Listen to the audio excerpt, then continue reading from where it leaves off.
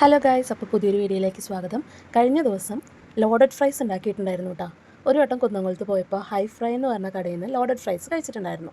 ഞങ്ങൾ ഒന്ന് രണ്ട് വട്ടമായി പോകുന്നു. നാട്ടിൽ വരുമ്പോൾ ഏട്ടനും ഏട്ടത്തേക്കൊപ്പം മമ്മിക്കൊപ്പം ഒക്കെ ഇടയ്ക്ക് കഴിക്കാൻ പോകാറുണ്ട്. അങ്ങനെ ഇരിക്കെ ചിക്കൻ ഫ്രിഡ്ജിലിരിക്കുന്നുണ്ടായിരുന്നു.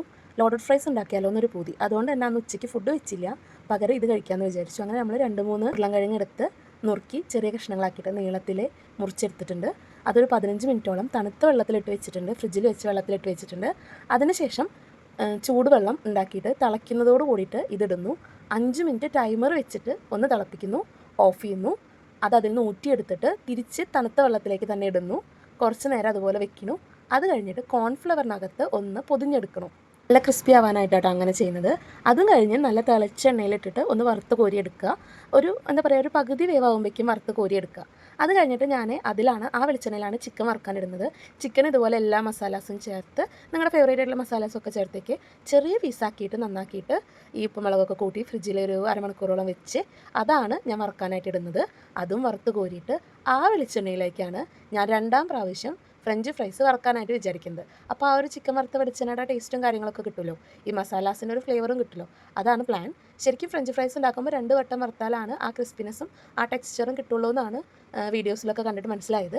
അതുകൊണ്ട് തന്നെ ആദ്യത്തെ സെക്ഷൻ നോർമൽ വെളിച്ചെണ്ണയിലും 2ാമത്തെ സെക്ഷൻ ചിക്കൻ വറുത്ത വെളിച്ചെണ്ണയിലുമാണ് വറുക്കുന്നത്. തന്നെ 2ാം വട്ടം ഫ്രഞ്ച് ഫ്രൈസ് വറുക്കാനിട്ടപ്പോൾ ആ മസാലാസൊക്കെ അതിൽ പറ്റി പിടിച്ചിട്ട് നല്ലൊരു ഫ്ലേവറായിരുന്നു, നല്ലൊരു മണമായിരുന്നു കേട്ടോ. ഫ്രഞ്ച് ഫ്രൈസ് ആണെങ്കിലും ചിക്കൻ വറുത്തതാണെങ്കിലും ഇതിൻ്റെ ഇടയ്ക്ക് കൂടെ കുറച്ചൊക്കെ പോകുന്നുണ്ട് കേട്ടോ. അവസാനം എല്ലാം മിക്സ് ചെയ്യാൻ വേണ്ടിയിട്ട് സാധനം ഉണ്ടാവുമെന്ന് അറിയില്ല. അപ്പോൾ എന്തായാലും പരിപാടി നല്ല ഉഷാറായിട്ട് നടന്നുകൊണ്ടിരിക്കുന്നുണ്ട്. ഫ്രഞ്ച് ഫ്രൈസൊക്കെ ഇത്ര ക്രിസ്പി ആവുമെന്നൊന്നും എക്സ്പെക്ട് ചെയ്തിട്ടുണ്ടായിരുന്നില്ല. എന്തായാലും എല്ലാ ഐറ്റംസും നന്നായിട്ട് കിട്ടി.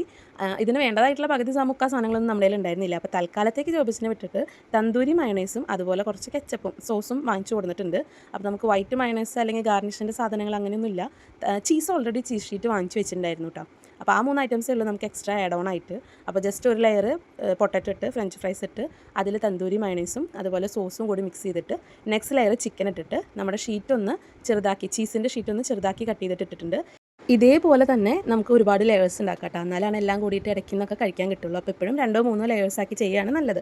എല്ലാം കൂടി ഒന്നിച്ചിട്ട് അവസാനം ഇളക്കുന്നതിനേക്കാൾ ഇതാണ് ബെറ്റർ എന്ന് തോന്നുന്നു. സെക്കൻഡ് ലെയർ ഇതുപോലെ ഫ്രഞ്ച് ഫ്രൈസ് വെച്ച് പിന്നെയും സോസും മയണൈസും ആഡ് ചെയ്തിട്ട്, തന്തൂരി മയണൈസും ആഡ് ചെയ്തിട്ട് ആ മുകളിലത്തെ ലെയർ മാത്രം ഒന്ന് ഇളക്കി ഈ ഫ്രഞ്ച് ഫ്രൈസിൽ അതൊക്കെ ഒന്ന് പിടിക്കാൻ വേണ്ടിയിട്ട്. പിന്നെയാണ് എനിക്ക് തോന്നിയത് ഫ്രഞ്ച് ഫ്രൈസും ഈ മയണൈസും അതുപോലെ സോസും കൂടി മിക്സാക്കി വേറെ വെച്ചാൽ മതിയായിരുന്നു എന്ന്. അപ്പം എനിക്ക് അങ്ങനെ ബോധം പോയില്ല. അപ്പോൾ തൽക്കാലം നമ്മൾ സ്വതേ മടിച്ചാണ്, പിന്നെ എളുപ്പപ്പണിയാണല്ലോ നമുക്ക് പറഞ്ഞിട്ടുള്ളത്. അപ്പോൾ അതിൽ നിന്നിട്ട് ആദ്യത്തെ ലെയറിൽ മാത്രം ഇളക്കാൻ പറ്റുന്ന രീതിക്ക് ഇളക്കി വെച്ചിട്ടുണ്ട്. അത് കഴിഞ്ഞ് പിന്നെയും ചിക്കൻ ഇട്ടിട്ട് ചീസ് ലെയർ വെക്കാനാണ് ചെയ്തത്. പക്ഷേ പിന്നെ തോന്നി ചീസിൻ്റെ ഷീറ്റ് 1-2 പിന്നെ ബാക്കിയുള്ളൂ. അപ്പോൾ പിന്നെ റിച്ച് ആയിക്കോട്ടെ എന്ന് വിചാരിച്ചിട്ട് എല്ലാം കൂടി ഒന്ന് മിക്സ് ചെയ്തതിന് ശേഷം പിന്നെ ബാക്കിയുള്ള ചീസ് ഷീറ്റ് 2 അതിൻ്റെ മുകളിലേക്ക് ഇടുകയാണ് ചെയ്തത്. ഇതിനെനിക്ക് ഹെൽപ്പ് ചെയ്യാനായിട്ട് എൻ്റെ കെട്ടിയവൻ വന്നിട്ടുണ്ടായിരുന്നു കേട്ടോ, ഓരോ ലെയറും കാര്യങ്ങളൊക്കെ ചെയ്യാനായിട്ട്. എന്തായാലും സംഭവം വിചാരിച്ചേക്കാളും നന്നായിട്ടുണ്ടായിരുന്നു.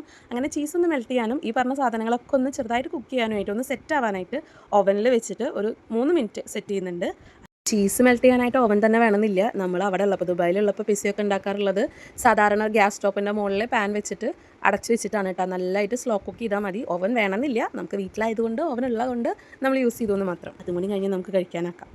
സംഭവം സെറ്റായിട്ടുണ്ട്, ചീസൊക്കെ മെൽറ്റ് ആയിട്ടുണ്ട്. ഉള്ളിൽ ഒരു 5-6 ഷീറ്റ് ഉള്ളിലും ചീസ് ഇട്ടിട്ടുണ്ട് കേട്ടോ. അപ്പം അവസാനം ഇങ്ങനെ വെവ്വേറെ കിടക്കുന്ന കാണുമ്പോൾ ഒരു രസമില്ല, നമുക്ക് എല്ലാം കൂടി കൈയിട്ടിളക്കി കുഴച്ചെടുക്കാം. അപ്പോൾ 2 സ്പൂൺ വെച്ചിട്ട് നന്നായി മിക്സ് ചെയ്തെടുക്കുന്നുണ്ട്. ചീസൊക്കെ അത്യാവശ്യം ഉണ്ട് കേട്ടോ. മറ്റേ മൊസറല്ല ചീസാണെങ്കിൽ നമുക്കിങ്ങനെ വലിച്ചെടുക്കാൻ പറ്റും. അതുണ്ടായിരുന്നില്ല, സ്വതവേ എനിക്കത് അത്ര ഇഷ്ടമല്ല. അതുകൊണ്ടാണ് ചീസ് ഷീറ്റ് വെച്ചത്. നന്നായിട്ട് മിക്സ് ചെയ്തപ്പോൾ നല്ല ചീസ് റിച്ചാണ്. അതുപോലെ മയോണൈസും അത്യാവശ്യം ഇട്ടിട്ടുണ്ട്. വൈറ്റ് അല്ലാത്ത കാരണം നമുക്ക് പുറത്തേക്ക് അങ്ങനെ കാണാനില്ല. എന്തായാലും റിച്ച് സംഭവമാണ്. ഇഷ്ടം പോലെ ചിക്കൻ പീസസ് ഉണ്ട്. അങ്ങനെ നമ്മുടെ ഉച്ചത്തെ ലഞ്ച് ഇതാണ്. അപ്പോൾ നമ്മൾ ചൂടോടുകൂടി തന്നെ എടുത്തു കൊടുന്ന് ടി വിയുടെ അവിടെ വന്നിരുന്ന ഒരു സിനിമയൊക്കെ കണ്ട് നല്ല മിക്സ് ചെയ്തിട്ടുള്ള നല്ല ഫ്ലേവർഫുള്ളായിട്ടുള്ള ലോഡഡ് ഫ്രൈസ്, ഒരു 2 പീസ് പൊട്ടറ്റോ ഫ്രൈസും 2 പീസ് ചിക്കനും, പിന്നെ ഇഷ്ടപ്പെട്ട ഒരു മൂവി. ആഹാ, അന്തസ്.